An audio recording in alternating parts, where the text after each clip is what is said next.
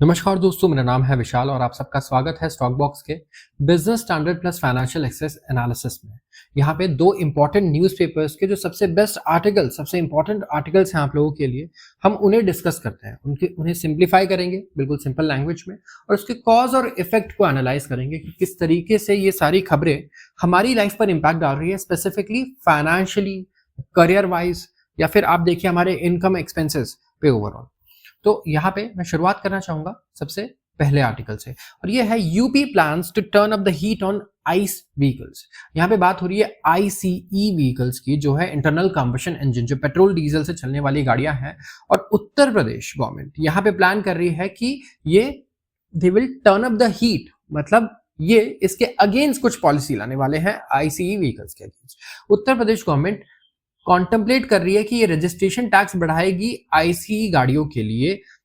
अभी ये डिसीजन इसके बाद आ रहा है जब इन्होंने अभी हाइब्रिड गाड़ियों के लिए और इलेक्ट्रिक व्हीकल्स के लिए काफी सारे टैक्सेस इन्होंने जो थे ये हटा दिए या कम कर दिए। तो सोर्सेस का कहना है कि यहाँ पे दो इनके गोल्स हैं। सबसे पहले तो जो इनका लॉस्ट रेवेन्यू ये लूज कर रहे हैं, राइट, क्योंकि इन्होंने हाइब्रिड गाड़ियों पे टैक्स कम कर दिया। इसके अलावा दूसरी और भी गाड़ियां हैं जिन पर इन्होंने टैक्स काफी कम कर दिया है। हाइब्रिड कार्स यूपी गवर्नमेंट, मैं कहूंगा इंडिया में बहुत ही कम गवर्नमेंट्स में से है जो एक्चुअली हाइब्रिड कार्स पे भी फोकस कर रही है, हाइब्रिड कार्स को भी रिलैक्सेशंस दे रही है।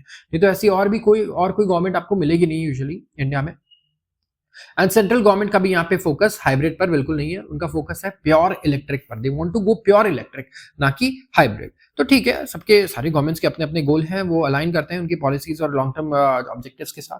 तो यहाँ पे इनका ऑब्जेक्टिव ये है कि हम आईसी, जो पेट्रोल डीजल वाली नई गाड़ियां खरीद रहे हैं, उन लोगों से टैक्स वो कवर करें जो हम लूज कर रहे हैं किस पर, इलेक्ट्रिक व्हीकल्स पर। तो ये इनका यहाँ पे ऑब्जेक्टिव रहने वाला है। इसके अलावा अगर आप देखेंगे तो स्टेट गवर्नमेंट ने वेव किया है रजिस्ट्रेशन टैक्स हाइब्रिड व्हीकल्स के लिए जुलाई में। इलेक्ट्रिक मॉडल्स को तो खैर बहुत पहले से ही ये वेवर मिल रहा था, और इसके वजह से क्या है, हाइब्रिड गाड़ियां करीब 1.8 से 3 लाख तक सस्ती हो गई हैं। एंड उत्तर प्रदेश में इनका डिमांड भी काफी ज्यादा बढ़ गया है। उत्तर प्रदेश टॉप मार्केट बनने वाला है हाइब्रिड कार्स के लिए। तो ये काफी बढ़िया, मैं कहूंगा, अपॉर्चुनिटी रही काफी सारी कंपनीज के लिए। तो हाइब्रिड कार वो होती है जो बैटरी असिस्टेड पार्शियली इलेक्ट्रिक होती है, मतलब ये पेट्रोल डीजल से तो चलेगी और पार्शियली इलेक्ट्रिक भी होंगी।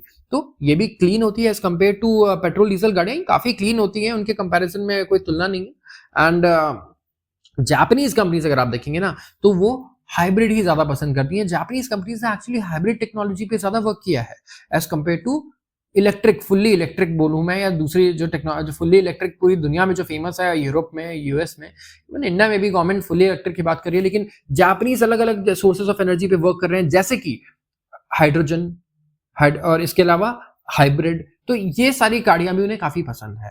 तो अब क्या होगा, पोस्ट द कट, जब कट हुआ, टैक्स कट किया गया, तो जो हाइब्रिड गाड़ियां हैं उनकी सेल्स 3 गुना ज्यादा बढ़ गई, करीब 1400 यूनिट्स हुई as compare to average monthly of 300 से 400 उत्तर प्रदेश में। एंड तो यहाँ पे रेवेन्यू लॉस तो हो रहा है, तो गवर्नमेंट इसलिए फोकस कर रही है कि यहाँ पे पेट्रोल डीजल वाली गाड़ियों से वो लॉस रेवेन्यू वसूला जाए। 36% फर्म्स इन निफ्टी 50 मिस एस्टिमेट्स इन सितंबर क्वार्टर। करीब 36% कंपनियां, हमारे निफ्टी 50 इंडेक्स है, हमारा जो इंडियन शेयर मार्केट है उसका जो इंडेक्स है उसे हम लोग निफ्टी 50 सेंसेक्स कहते हैं, राइट। तो हो ये रहा है कि इन दोनों जगहों पर आप देखेंगे, दोनों जो बेंच निफ्टी सेंसेक्स में जो कंपनीज हैं, काफी कॉमन कंपनीज आपको मिलेंगी। बेसिकली इनका काम क्या है निफ्टी और सेंसेक्स का, कि कोई आपसे अगर पूछे कि अच्छा बताइए भारतीय बाजार आज ऊपर है नीचे है क्या कर रहा है, तो आप एक एक शेयर, जो 5000 शेयर है, उन्हें तो नहीं कैलकुलेट करेंगे कि कौन ज्यादा बढ़ा है कौन कम बढ़ा है, राइट। हो सकता है एक कंपनी सिर्फ 10 करोड़ की है, वो 10% बढ़े, और एक कंपनी जो 1000 करोड़ की है वो 10% नीचे, 5% ही नीचे हो। तो बड़ा मुश्किल हो जाएगा बताना ऐसे करके। तो इसीलिए पूरी दुनिया भर में हम इंडेक्स यूज करते हैं। इंडेक्स क्या होता है, एक बेंचमार्क होता है जो बताता है कि हमारा मार्केट आज पॉजिटिव है या नेगेटिव है। तो अगर आज आपसे कोई पूछे भारतीय बाजार कैसा कर रहा है, शेयर बाजार, तो आप चेक करेंगे निफ्टी 50 और सेंसेक्स को, जिससे आपको पता चलेगा कि भारतीय बाजार इस वक्त कैसा कर रहा है एंड कहां स्टैंड करता है। तो करीब 50 कंपनीज हैं निफ्टी 50 इंडेक्स में, नेशनल स्टॉक एक्सचेंज का ये इंडेक्स है निफ्टी 50। एंड जो 18 कंपनीज हैं उन्होंने एस्टिमेट्स को मिस कर दिया। इसका मतलब जितने भी कंपनीज है ना, आप देखेंगे अच्छे रिजल्ट आने के बावजूद कई बार उनके स्टॉक्स काफी नीचे चले जाते हैं। आप कहते हो यार इतना बढ़िया रिजल्ट आया, फिर क्यों उनके स्टॉक्स नीचे जा रहे हैं। देखिए, इंपॉर्टेंट होते हैं एस्टिमेट्स। आपका रिजल्ट बढ़िया है, लेकिन क्या एस्टिमेट जो था आपके रिजल्ट का, क्या आप उस रिजल्ट को, एस्टिमेट को बीट कर पा रहे हैं? ये सबसे बड़ा सवाल होता है। तो कई बार आप अच्छा करने के बाद भी आपकी कंपनी अगर एस्टिमेट्स को नहीं बीट कर पा रही है, जैसे एनवीडिया को ले लीजिए। एनवीडिया इतनी ज्यादा वैल्यूएशन लेकर बैठी हुई है इस टाइम पे, तो उसके एस्टिमेट्स होते हैं और अच्छा, देखिए अगर 20% का भी ग्रोथ आया तो बहुत अच्छा है ट्रिलियन डॉलर कंपनी के लिए, लेकिन अगर 20% का सिर्फ ग्रोथ आया ना एनवीडिया का, तो उसका शेयर आज क्रैश कर जाए। उनकी एक्सपेक्टेशन बहुत ज्यादा होता है, 50% ग्रोथ के होते हैं, तो इसीलिए उनका शेयर प्राइस भी बहुत ज्यादा महंगा है, क्योंकि 50% ग्रोथ भी वो एक्सपेक्ट करते हैं हर रिजल्ट पे। सो यहाँ पे आपको ये ध्यान रखना जरूरी है कि एस्टिमेट्स क्या कहते हैं। तो जो based on September quarter results, analyst ने अपग्रेड किया है 19 कंपनीज को और डाउनग्रेड किया है 14 कंपनीज को। तो जितने एनालिस्ट हैं जब वो अपग्रेड करते हैं, 19 कंपनी को अपग्रेड किया, इसका मतलब ये यहाँ से बेटर ऊपर की तरफ का उनका स्टॉक प्राइस का टारगेट है, ये बढ़िया करने वाले हैं। और जब एनालिस्ट डाउनग्रेड करते हैं, इसका मतलब वो कहते हैं कि कंपनी अच्छा नहीं कर रही, तो इसका शेयर अब नीचे जाना चाहिए। अब बजाज फिनसर्व के लिए तो कोई रेवेन्यू और प्रॉफिट पैरामीटर्स नहीं है और वो इंक्लूडेड नहीं है इस चार्ट में। तो जो रिजल्ट है रेस्ट ऑफ द निफ्टी 50 के, वो अभी तक सारे अनाउंस हुए नहीं है। करीब 34 निफ्टी 50 कंपनीज है जिन्होंने रिजल्ट रिपोर्ट कर दिया है, ठीक है। एंड यहाँ पे पॉजिटिव ग्रोथ रेट मिला है 2% का। लास्ट ईयर के कंपैरिजन में अगर आप देखेंगे, स्टैग्नेशन जो था, स्टैग्नेशन मतलब क्या होता है? स्टैग्नेशन मतलब होता है ना तो आप ग्रो कर रहे हो और ना ही आप नीचे जा रहे हो, मतलब स्टैग्नेट कर रहे हो, ठीक है। तो ये नेगेटिव ही माना जाता है इसको। ग्रो ना करना भी ऐसा नहीं है कि ग्रोथ है, बिल्कुल स्टैग्नेट है। जो पिछले साल था वही इस साल था। तो जब आप पिछले साल उतना ही कमा रहे हो जितना इस साल आप कमा रहे हो, तो एक साल में आपका स्टॉक फिर 50% ऊपर भी नहीं होना चाहिए, 30% ऊपर, जैसा अभी चल रहा है। अभी मार्केट काफी ऊपर चल रहा है, राइट। तो फिर इसीलिए पनिश किया जाता है उन कंपनीज को इसी तरीके से कि आपका वैल्यूएशन आप जस्टिफाई नहीं कर रहे हो अपने अर्निंग से। यहां पे बात करूं अगर मैं, Bharat petroleum, JSW steel, coal India, IndusInd bank, Reliance industries, UltraTech, इन्होंने नेगेटिवली इंपैक्ट किया है निफ्टी 50 के अर्निंग्स को। इन्होंने कुछ बढ़िया नहीं किया है। इन कंपनीज में से 9 कंपनीज तो प्रॉफिट बिलो एक्सपेक्टेशंस रिपोर्ट किए हैं, और जो 34 कंपनीज है निफ्टी स्टॉक्स है जिन्होंने year on year sales growth दिखाया है 5% का। And EBITDA, earnings before interest, tax, depreciation, amortisation, इनको बिना एडजस्ट किए जो अर्निंग्स है वो, इसमें सिर्फ 1% की ग्रोथ है इनके प्रॉफिट में। तो क्या प्रॉफिट आफ्टर टैक्स ग्रोथ तो 0 है। तो फिर क्या आप कहोगे कि इनके शेयर प्राइस तुरंत एकदम बढ़ जाने चाहिए? क्या रिजल्ट अच्छे हैं? नहीं, ऑफ कोर्स इसका इंपैक्ट शेयर प्राइस पे कहीं ना कहीं देखने को जरूर मिलेगा, विच इज वेरी कॉमन, ठीक है। अच्छे रिजल्ट्स ना आने के बाद या फिर एस्टिमेट्स को ना बीट कर पाने के बाद कंपनी के स्टॉक प्राइसेस नीचे जाना बहुत ही कॉमन बात है। बात करते हैं अगले आर्टिकल की। फेस्टिवल सीजन स्पार्क्स रिबाउंड इन ईवी सेल्स। अब मैं ईवी की बात करूं, इलेक्ट्रिक व्हीकल की, तो हम डिस्कस कर रहे थे कि कैसे गैस वाली गाड़ियां बहुत अच्छा कर रही है, हाइब्रिड कार की सेल्स यूपी में बढ़िया हो गई, लेकिन जो इलेक्ट्रिक व्हीकल गाड़ियां हैं ना, जो प्योर इलेक्ट्रिक है, फुल इलेक्ट्रिक, कहीं ना कहीं वो मात खाती हुई हमें नजर आ रही थी। अब प्रॉब्लम क्या हो रहा है? प्रॉब्लम यह है कि फेस्टिवल सीजन से पहले देखेंगे कि दूसरे ऑल्टरनेटिव्स पे लोग जा रहे थे। आप देखेंगे सीएनजी गाड़ियों की सेल्स बहुत बढ़ गई, हाइब्रिड भी आ गई, तो फुली इलेक्ट्रिक में लोग डरने लग गए कि यार देखो इनकी रीसेल वैल्यू में नहीं पता कितनी मिलने वाली है, और भी बहुत सारे चैलेंजेस है जो फुली इलेक्ट्रिक गाड़ियां फेस करती है। तो यहाँ पे इन्हीं चैलेंजेस की वजह से कहीं ना कहीं हमें सेल्स भी इंपैक्ट होते हुए नजर आए। तो अभी लेकिन यहाँ पे गुड न्यूज है, फेस्टिवल सीजन ने ईवी मार्केट को बूस्ट दिया है। रजिस्ट्रेशन हुए हैं करीब 2,17,716, रिप्रेजेंटिंग 35% रिकवरी हुई है फ्रॉम 1,60,237 जो पहले थे। तो काफी बढ़िया रिकवरी है, करीब 1,60,000 से 2,17,000 तक चला गया है registration, which is a good news. और जो मार्च में 2,13,000 का हमारा रिकॉर्ड था उसे भी तोड़ दिया है हमने। तो ये काफी बढ़िया टैली है, काफी बढ़िया न्यूज है। जो लेटेस्ट मंथली डेटा है ईवी सेल्स का, वो सरपास कर चुका है 2 लाख का मार्क। एंड जो रजिस्ट्रेशंस हैं, गाड़ियों की जो रजिस्ट्रेशन हुई है वो 1.6 मिलियन की है, ये जो माइलस्टोन है। इलेक्ट्रिक 2 व्हीलर जो है ये अभी भी लार्जेस्ट सेगमेंट है। देखिए इंडिया में प्रैक्टिकली अगर देखा जाए तो 2 व्हीलर से ज्यादा बेटर आप नहीं एक्सपेक्ट कर सकते हैं कुछ भी, ठीक है, क्योंकि इंडिया में 2 व्हीलर का क्रेज है, ज्यादातर लोग 2 व्हीलर गाड़ियां ही यूज करते हैं। तो अगर आप 4 व्हीलर इलेक्ट्रिक बना भी रहे हैं, it is not going to impact a lot of people, right, ये तो हम मानते हैं। तो इलेक्ट्रिक 2 व्हीलर जो है सबसे बड़े सेगमेंट है, करीब सेल्स हुई है 9.5 लाख की। 59% ऑफ जो टोटल ईवी सेल्स है इंडिया में वो 2 व्हीलर में हुई है, ना कि 4 व्हीलर में।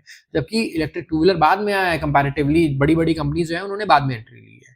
इलेक्ट्रिक कार जो है वो फॉलो कर रही है बिहाइंड विद 83,800 यूनिट्स। जो बसेस, ट्रक्स और कंस्ट्रक्शन व्हीकल्स हैं वो फाइनल 1% है, तो 1% है टोटल जो बाकी अदर व्हीकल्स की कैटेगरी है, कमर्शियल व्हीकल्स में जो यूज होती है बाकी अब देखिए फेस्टिवल डील्स जो हैं अक्टूबर फ्रेंजी द्वारा में अगर देखेंगे तो अक्टूबर जो है परफेक्ट स्टॉर्म रहा है एवी सेल्स के लिए। कस्टमर्स ने फेस्टिवल सीजन का पूरा फायदा उठाया एंड जो गवर्नमेंट के इनिशिएटिव्स है इनका भी काफी फायदा हुआ है जितनी भी कंपनीज हैं इनको। तो यहाँ पे making up for the lost year electric two wheeler in particular जो है ये टॉप गियर में चल रहा है इस टाइम पे। सेल्स 50% बढ़ी है to 1,39,000 units from 90,000 units in September. Electric three wheeler sales जो है ये रोल अप हुआ है 7%, 67% की ग्रोथ है, 67,000 यूनिट्स हो चुका है अक्टूबर में एज कम्पेयर टू 63,000। सेक्टर जो एक्सपर्ट्स हैं वो भी काफी ज्यादा यहाँ पे सपोर्ट कर रहे हैं, कह रहे हैं कि नहीं गवर्नमेंट के इंसेंटिव्स भी मदद करेंगी और हम लोग तो भाई बुलिश है, हमें तो बढ़िया लग रहा है इस टाइम पे। अब बाकी लोगों का हमें नहीं पता। सितंबर में इलेक्ट्रिक टू व्हीलर मार्केट जो था यहाँ पे थोड़ा सेटबैक्स है क्योंकि सर्विस क्वालिटी और इन चीजों को लेके ओला वगैरह को लेके स्पेसिफिकली आप देखेंगे इशू था, लेकिन यहाँ पे कहीं ना कहीं अब थोड़ा बेटर हमें रिजल्ट देखने को मिल रहा है। और मुझे लगता है ये जो ओला और ये सारी जो चीजें नहीं होती ना अगर, तो इलेक्ट्रिक टू व्हीलर सेल्स और बढ़िया होता। लेकिन क्या है इससे ना पूरे इंडस्ट्री की नेगेटिव मार्केटिंग हो जाती है और नेगेटिव मार्केटिंग बहुत ही इजीली होती है, पैसे नहीं खर्च करना होता, फ्री में होती है। और इसी को पॉजिटिव में बदलने के लिए बहुत पैसे खर्च करने पड़ते हैं, बहुत मेहनत करनी पड़ती है कंपनीज को, दशकों लग जाते हैं कभी कभी किसी इंडस्ट्री को ये करने में। तो ये एक बहुत इंपॉर्टेंट लेसन रहा कि नहीं देखिए जो भी है हमें सबसे पहले सेक्टर की और इंडस्ट्री की इमेज को बचाना बहुत जरूरी है। आते हैं अगले आर्टिकल पे, यूएस में maintain higher tariffs on Chinese imports. US क्योंकि देखिए डोनाल्ड ट्रंप तो हमेशा बोलते हैं कि मैं अगर आ गया तो चाइना पे तो देखिए मैं टैरिफ लगाऊंगा, टैक्स लगाऊंगा, क्योंकि ये क्या कर रहे हैं चाइना में मैन्युफैक्चरिंग कर रहे हैं और इंडिया में और सॉरी यूएस में बेच रहे हैं। इससे यूएस में जो लोग रह रहे हैं इनकी जॉब्स नहीं मिल रही, इन्हें जॉब्स नहीं मिल रही, इन्हें प्रॉब्लम हो रही है। तो उनका ये कहना है कि यूएस में भी जॉब्स आनी चाहिए और इन्वेस्टमेंट आना चाहिए चाइना से, अगर हम इनके सबसे बड़े कंज्यूमर हैं तो ये चीज डोनाल्ड ट्रंप ने रखी है। अब डोनाल्ड ट्रंप ने इंडिया को लेकिन यहाँ पे टेरिफ किंग बताया है as compare to China. Comparing the two presidencies I feel Trump could be more challenging. Writer को लगता है कि ट्रंप ज्यादा चैलेंजिंग हो सकता है एंड एंटी इमिग्रेशन पॉस्चर जो है इंडिया की आईटीएस कंपनीज को हिट कर सकती हैं, क्योंकि कहेंगे कि नहीं आप लोकल को हायर कीजिए रादर देन गोइंग फॉर जो बाहर के लोग हैं जिन्हें आप हायर कर रहे हैं, तो उन्हें वो नहीं पसंद आएगा। इसके अलावा आप देखिए एक्सपर्ट्स कह रहे हैं कि regardless of the outcome US expect करेगा हायर टैरिफ जो मेंटेन कर रहा है वो अभी आगे भी मेंटेन करेगा चाइनीज इंपोर्ट्स पे। सब्सिडीज जो होगी under policies like inflation reduction act वो लिमिट करेगी रोल का वर्ल्ड ट्रेड ऑर्गेनाइजेशन का। ट्रंप ने प्रीवियसली इंडिया को तो लेबल कर दिया था कि इंडिया एक लार्ज टैरिफ अब्यूजर है, इंडिया बहुत टैक्स लगाता है। जैसे हार्ली डेविडसन का भी आपको किस्सा याद होगा जहां तक मुझे याद है, राइट, कि किस तरीके से उन्होंने कहा कि इंडिया की जो हार्ली डेविडसन हमारी गाड़ी है इंडिया इन पे इतना टैक्स लगा देता है कि 100-50% टैक्स लग जाता है, ये काम नहीं कर पाते हैं इंडिया में। तो हम भी इंडियन कंपनीज पे इनका कहना है इतना ही टैक्स लगा देंगे अगर यही चलता रहा तो वो कहीं ना कहीं नाराज थे इस चीज से कि इंडियन गवर्नमेंट इतना ज्यादा टैक्स कर रही है यूएस कंपनीज को। तो हो सकता है राइटर का कहना है कि हमें ट्रंप की प्रेसिडेंसी में ऐसी चीजें देखने को मिले जहां पे इंडिया को इंडियन कंपनीज को स्पेसिफिकली थोड़ा प्रॉब्लम हो उनकी पॉलिसीज से। अब यहाँ पे अगर आप देखेंगे जो हाई टैरिफ और इंपोर्ट कर्व्स है वो यूएस को भी बेनिफिट नहीं करने वाले हैं, क्योंकि यूएस में वेजेस बहुत ज्यादा है। वही चीज इंडिया में मनाओगे यूएस में मनाओगे बहुत डिफरेंस है, प्रोडक्शन कॉस्ट बहुत ही ज्यादा है। तो जो चाइना या इंडिया से बन के चीजें आ रही है वो यूएस में कम्पीट क्या मैं बोलूंगा यूएस के प्रोडक्ट्स तो कहीं नहीं कम्पीट कर पाएंगे, इतने ज्यादा महंगे होंगे, इतने ज्यादा वहां पे वेजेस हैं। तो ये प्रॉब्लम भी है जो उन्हें खुद ही समझना होगा, ये डोनाल्ड ट्रंप को समझना होगा यहाँ पर। एंड क्योंकि ये प्रैक्टिकल नहीं है, ये पॉसिबल नहीं है यूएस जैसी कंपनी में पूरे मैन्युफैक्चरिंग को सेटअप करना, शेयर करना एंड फिर आगे ग्रो करना। जो कंटिन्यूटी है वो लाइकली करेगी इंडिया के एक्सपोर्ट सेक्टर को, जो बाइडेन के मैं कहूंगा स्टेबल पॉलिसीज में जो बाइडेन के टाइम पे थी वहां पर ग्रो हुई है, राइटर का ये कहना है। और जो एनालिसिस है बाय एशिया डिकोडेड, उन्होंने कहा कि ट्रंप का जो फोकस होगा वो होगा यूएस में मैन्युफैक्चरिंग को इंसेंटिवाइज करना, बढ़ाना, ताकि कंपनीज रिलोकेट करे यूएस में, कोऑर्डिनेट करे अपने एलाइज से एंड चाइना से इंडिपेंडेंट अपने सप्लाई चेन को करे। मतलब बेसिकली चाइना पे डिपेंडेंसी नहीं चाहिए। देखिए चाइना ऐसी कंट्री है ना जिसपे कोई डिपेंडेंट नहीं रहना चाहता है, ये बात सच है। चाहे आप किसी को भी ले लीजिए, सब अब चाइना से अपनी डिपेंडेंसी को खत्म करना चाहते हैं। चाइना ने इस तरीके की अपनी इमेज भी बनाई, थोड़ा हॉस्टिलिटी जो इन्होंने दिखाया, इसका लॉस इन्हें खुद ही झेलना पड़ रहा है पूरे मार्केट में। इंटरनेशनल ग्लोबली इन्होंने अपना नाम खुद खराब किया है। A hit to India's exports, which have emerged as important driver for growth post-pandemic, would not bode well for the country's economic outlook. जो इंडिया का एक्सपोर्ट अगर हिट होता है इससे, तो ये हमारे लिए बहुत बड़ा चैलेंज होगा पैंडेमिक के बाद ये हमारी कंट्री के लिए बिल्कुल भी अच्छा संकेत नहीं होगा, अच्छा न्यूज़ नहीं होगा। जो सेक्टोरल एनालिसिस है फिलिप कैपिटल द्वारा, उनका कहना है कि जो ट्रम्प का फोकस है वो फॉसिल फ्यूल्स पर रहने वाला है, पेट्रोल, डीजल एंड जो दूसरे फॉसिल फ्यूल्स है, अनलाइक कैमला हैरिस जो रिन्यूएबल एनर्जी पे सपोर्ट करेंगी, काफ़ी ज़्यादा उसी पे फोकस करेंगी। और इसकी वजह से क्या हो सकता है, क्रूड ऑयल भी नीचे आ सकता है, जिससे इंडियन रिफाइनर्स और कंज्यूमर्स दोनों को बेनिफिट होगा। दोनों को ही, इंडिया के लिए क्रूड एक बहुत इंपॉर्टेंट सब्जेक्ट है, मैं ये कहूँगा, अगर आप देखेंगे, क्योंकि हमारा इंपोर्ट बिल उससे काफ़ी बड़ा हो जाता है। एंड साथ ही साथ आप ये भी देखिए कि क्योंकि हम लोग पेमेंट भी डॉलर्स में करते हैं, तो ये हमें डॉलर्स और ज़्यादा बाय करने पड़ते हैं, हमारा रुपया भी वीक होता है बड़े बड़े क्रूड ऑयल इंपोर्ट बिल से। तो डिफेंस सेक्टर में हैरिस जो हैं वो एक्सपेक्टेड है कि वो बाइडेन एडमिनिस्ट्रेशन ने जो किया है उसी को कंटिन्यू करेंगी, डीपर कोऑपरेशन करेंगी। ट्रंप का जो अप्रोच है वो ज़्यादा ट्रांजैक्शनल है कि आप एक हाथ से दो और एक हाथ से लो, ऐसा नहीं कि आपको कुछ भी मिलेगा, ठीक है, बिना किसी फेवर के। तो जो बोथ हैरिस और ट्रम्प सपोर्ट करते हैं स्ट्रिक्टर इमिग्रेशन रूल्स एंड यहाँ पे डोमेस्टिक प्रोडक्शन को इंक्रीज करना चाहते हैं। सो वी हैव टू सी कि दोनों प्रेसिडेंट्स आते हैं, दोनों में से किसके लिए क्या पॉलिसीज वो लेकर आते हैं, क्योंकि पॉलिटिशियंस यूजुअली जो वादे करते हैं वैसा वो कभी भी निभा नहीं पाते। प्रैक्टिकली जब आप कंट्री को रन करने जाओ तो things are very different and we all know that. तो हमें बस वेट एंड वॉच वाली सिचुएशन होगी एंड हमारी फॉरेन पॉलिसी वहाँ पे हमें देखना होगा कि क्या करती है, किस तरीके से मैनेज करती है इस टाइप की डिसकंटिन्यूटीज को, अगर पॉलिसीज चेंज होती हैं तो आज के लिए बस इतना ही। अगर आपको वीडियो पसंद आई हो तो ज़रूर इसे लाइक कर लें और इस चैनल को भी सब्सक्राइब कर लें, ताकि ऐसी इंपॉर्टेंट वीडियोस आपकी फीड में और ज़्यादा आए। आप सबका बहुत बहुत धन्यवाद।